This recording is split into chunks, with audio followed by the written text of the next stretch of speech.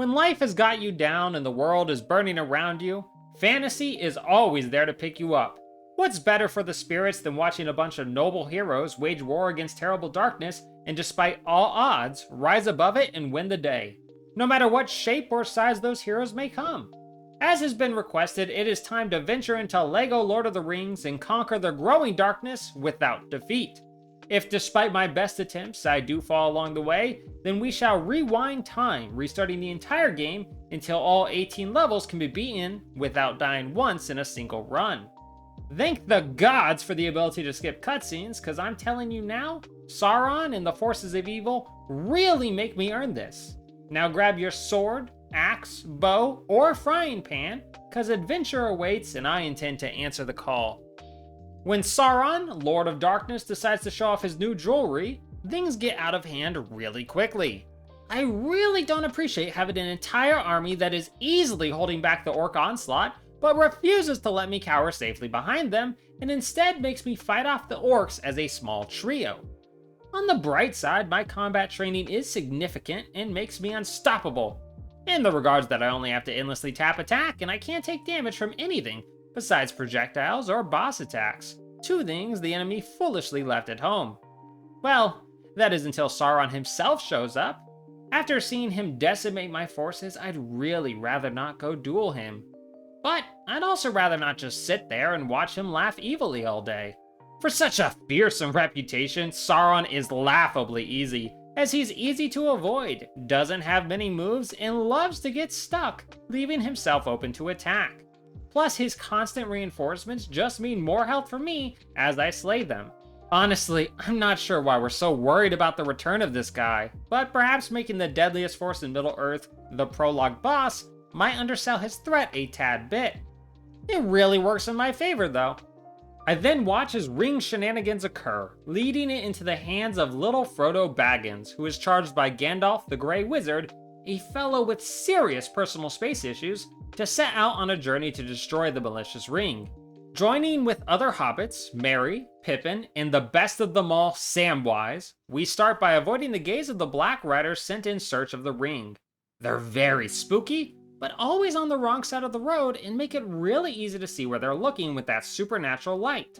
It's extra easy to bypass them with so many extremely convenient objects around to frighten birds for distraction, or I can just create large plants to block their view, but somehow that doesn't cause them to be suspicious enough to investigate closer. Supernaturally evil and great fashion design is no substitute for a working brain. While the hobbits sneak past them, Gandalf is stuck fighting the traitor wizard Saruman, but you'd be surprised how much of this grand wizard battle is Gandalf running back and forth and jumping to avoid the magic. Far more cardio than I'd ever expect in a wizard battle. Having made it safely to Bree, we find the greatest obstacle on our path so far. A hobbit who refuses to stop blocking the inn door until we take a visit to the blacksmith in order to forge him a shovel. Fate of the world hangs in the balance, but sure, might as well stop to make a shovel for some stranger. With the stranger pleased, the hobbits get into the inn, get the help of Aragorn the Ranger, and book it before the ring wraiths arrive. They'll never find us hiding out on this mountain, unless the first thing the hobbits do is make a big obvious fire, but they'd never do something so reckless like that. Well, I guess food is always worth the risk of death, even if it immediately backfires as the wraiths corner the group on top of the mountain. Best to die on a full stomach after all. Only we won't have to, as once again the very scary villains, much like their master, are overhyped in their danger, as none of them seem to be in a rush to kill the hobbits.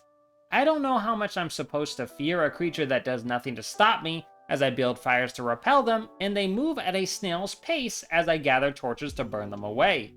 Unfortunately, that doesn't stop cinematic Frodo from being gravely wounded, but at least rescue by horseback is mere moments away. Well, maybe a little longer than mere moments, as I like to take some time to gather studs from the surrounding landscape, but I'm sure Frodo doesn't mind this. If he does, he's too busy dying to say anything, and that's good enough for me. When I do get Frodo to safety in the elven sanctuary of Rivendell, he proves his strength by jumping over a dozen feet in and out of the nearby water, breaking the elven statues with his bare hands, and he doesn't stop there when he murders a random elf. Maybe not the best way to repay the elven hospitality, but at least we know he's in much better health. Forming the Fellowship of the Ring consisting of Aragorn, Boromir, Gimli, the Elf, Gandalf, and the 4 hobbits, it's time to travel to destroy the One Ring. While the mountains are simple to bypass without much risk of air, nothing can ever be too simple, and upon reaching the doors into the Dwarven mines, we're attacked by a giant tentacle-loving monster. Almost right off, my health is cut in two as I fail to understand the flailing patterns of the tentacles, but thankfully, it only takes a moment before the tentacles make it very obvious by shaking at me before they attack, and as long as I keep on the move to avoid any rocks, I can yeet Gimli at the monster, and the elf can handle the cleanup. But now we're sealed inside the Dwarven mines with goblins and a troll breathing down our necks. Here's the first moment I genuinely feel in danger, as I first fail to realize the platform I just built was so the troll would attack there as I freeze foolishly. And then I have trouble avoiding his main attack that erupts a line of fire following my position and dealing 2 damage at once if I'm hit. I only survive by switching away from the elf and killing goblins for quick health recovery, counterattacking the troll, nearly dying again, and then barely making it in time to leap upon the troll and defeat it before it can finish me. Blessedly, with the monstrous troll dead, the goblin horde is nothing to fear, and I really mean that. They might be the worst shots in the history of worst shots, and that's putting it kindly. While the rest of the Fellowship escapes, Gandalf pulls an iconic "You shall not pass!" and beats down on the demonic Balrog as they fall into oblivion. Well, without our wonderful wizard to keep him in check, Boromir goes bonkers, giving into the ring's temptation and trying to take it from Frodo. Poor Boromir is really none too bright, and despite seeing large objects like ladders and catapults pop into existence directly next to him, he still can't do the math of where Frodo is hiding and keeps running in the wrong direction, making it child's play to avoid him. That's when the forest erupts into battle as orcs attack en masse. To my continued surprise, these battles of life and death are actually very rarely dangerous for me, as my enemies fall without risk on my part, giving me their hearts as nourishment.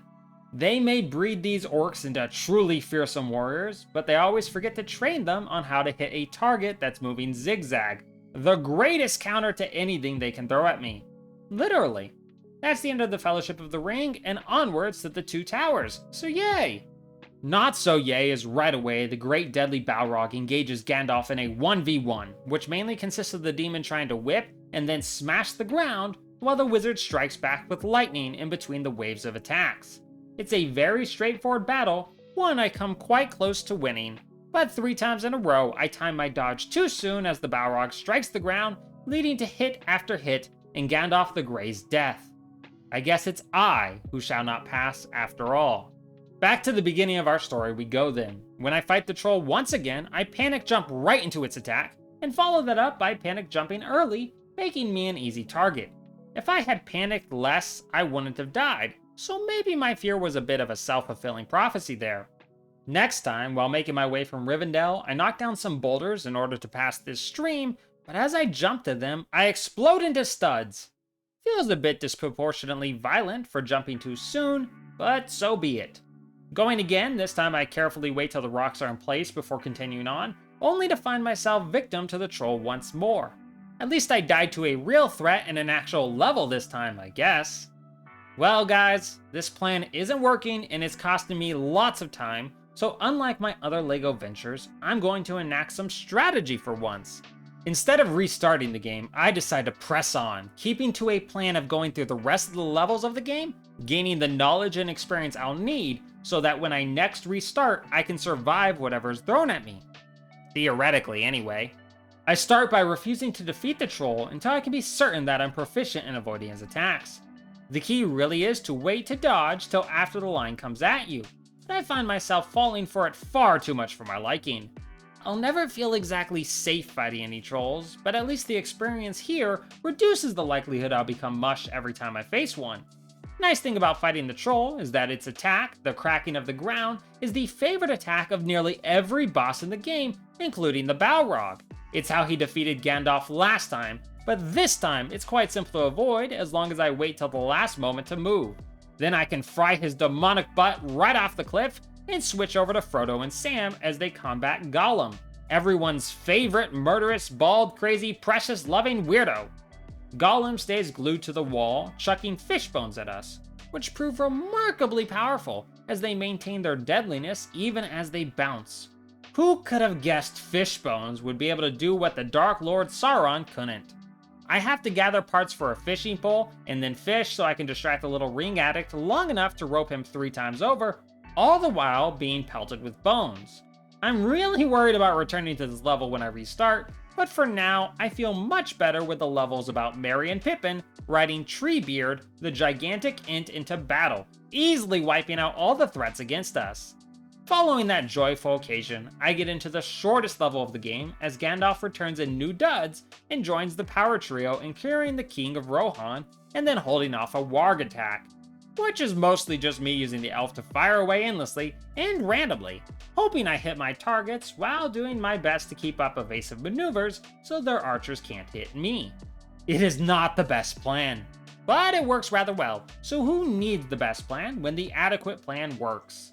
This is simply a prelude to a much bigger battle as we work to hold off an invasion of Helm's Deep. As I gaze out at the seemingly endless orc forces, I question whether I'm on the right side. But I should have known, of course I am, as once again, the bigger the battle, the easier it goes. Chucking the great Gimli at any problem I have works wonders, with the elf's bow making light work of everyone else, and while our victory involves chucking Gimli to his death, don't you worry, the universe is far too scared to kill the best dwarf ever, and he pops right back up. While it's true the main battle proves simple, riding in on horseback is suicidal and foolish as I lose most of my control, but still must dodge numerous trolls on my path. This is no easy feat, and I fear I won't stand a chance coming back to do it deathless. Like a terrible war flashback, I must relive the battle once more, going back through to reach the cavalry charge so I can get the timing down a little better.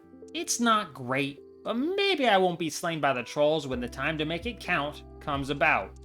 While all that bloodshed, or peace shedding, is going down, Frodo, Sam, and Gollum have been captured by rangers and then set upon by Nazgul and orcs. Once again, those Nazgul are always on the exact wrong side of where we're hiding, and if they simply flew to the other side, we'd be sitting hobbits. But apparently, that's just too much trouble for them. I truly love the fact that there'd be no chance for the ranger to help out if the universe didn't keep intervening, with catapult rocks and orc attacks opening the way forward over and over again, right whenever he needs the help. I really must applaud my foes for being such MVPs. Between that and another outing as the invincible Treebeard, the Two Towers' final adventure proves quite simple and low risk. Really, all of these orcs, and only one of them thinks to use fire to block my path? And why shoot the barrier and not me, the very flammable tree?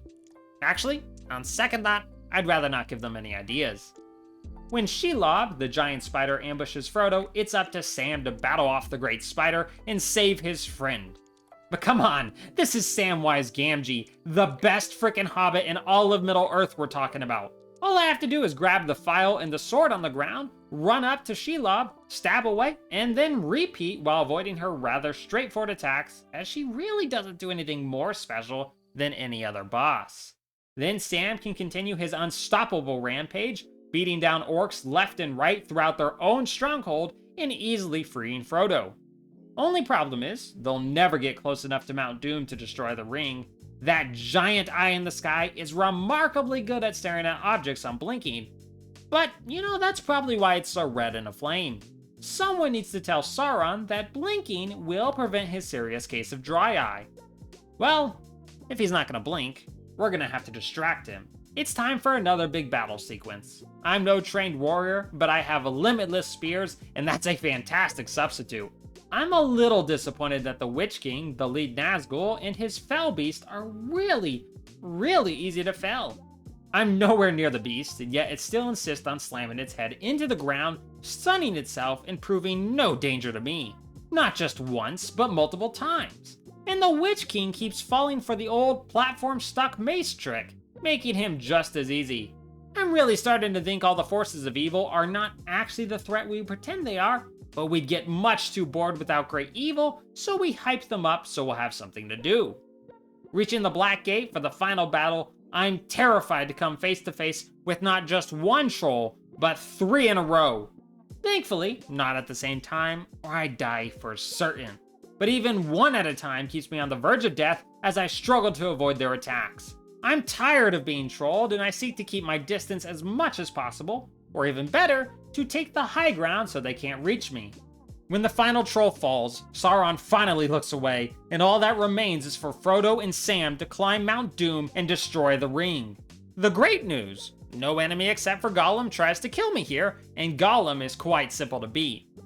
The not so great news: I die twice in a row at the start of the climb when I pull down a rock and it either crushes me, or the lava does the job for it. Only by pulling down the rock and jumping back to safety do I survive. Then from there, the climb is almost blissful.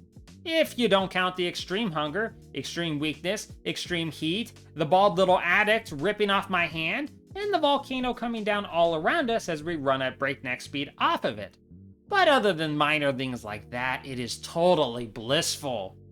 After almost 5 hours of practice, the quest has been completed, but it hasn't been done right, since I died 13 times during it. So we're gonna restart and use all that knowledge to win properly and without dying. Everything before the troll isn't ever any worry, and while the troll himself definitely still hurts, I'm much more prepared to dodge his attacks the right way. As for battling Gollum, this is a fight I greatly worried about returning to, but I realize if I throw the first fish to Gollum, he will fixate on it and not attack us until we attack him, allowing me time to safely gather the parts for the fishing pole and then attack. After that, I can use my time fishing to stay immune to damage and minimize my odds of dying. As for the next great moment of danger, the cavalry charge during Helm's Deep, it's never going to be a healthy experience, but it is going to be a successful one as I avoid 2 of the 5 trolls by keeping barely enough distance between us, allowing me to scrape by with 1 heart left. Reaching Shelob once more, I am arrogant, making me rush and leaving myself open to her attacks. When I misclick, accidentally dropping my light source, that's it for me, as she finishes me off in 1 harsh snap. And you know, I would rather that embarrassing loss over this next one. Normally, until I reach the troll in the mines, I have nothing to fear. As long as I don't jump into any boulders, I suppose. But this time, while fleeing the Black Riders, the game fails to register my jump command, and down goes Sam into the depths. Twice in a row, I lost Sam. I will never forgive myself for that. I vow not to let Sam down again, and with all that practice in my mind, everything clicks, and I fly through the journey, rarely taking damage. Even with the cavalry charge, I end with 2 hearts left instead of the usual 1.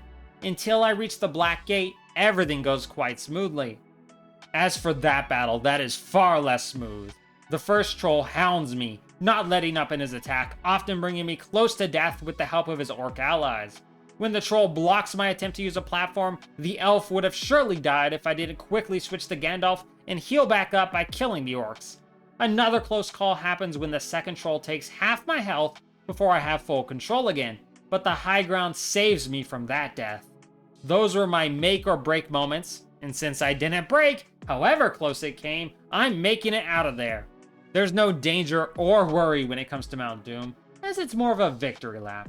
And as we race downhill with lava spilling everywhere, I can't help but wonder, did I leave my oven on back home? Huzzah! After 14 hours, 45 minutes, 3 hours, 5 minutes being the final run, and 6 deaths, plus 13 practice deaths, I've defeated Sauron, melted the One Ring, and beaten Lego Lord of the Rings without dying. I'd like to thank you all for watching, and for the suggestion to do this challenge. Now I'm off to reforge the ring and go mad with power, as that seems like a fun way to spend a weekend or 2. I'll see you all later, hopefully as my mindless puppets of the ring, but either way, have an amazing day, friends.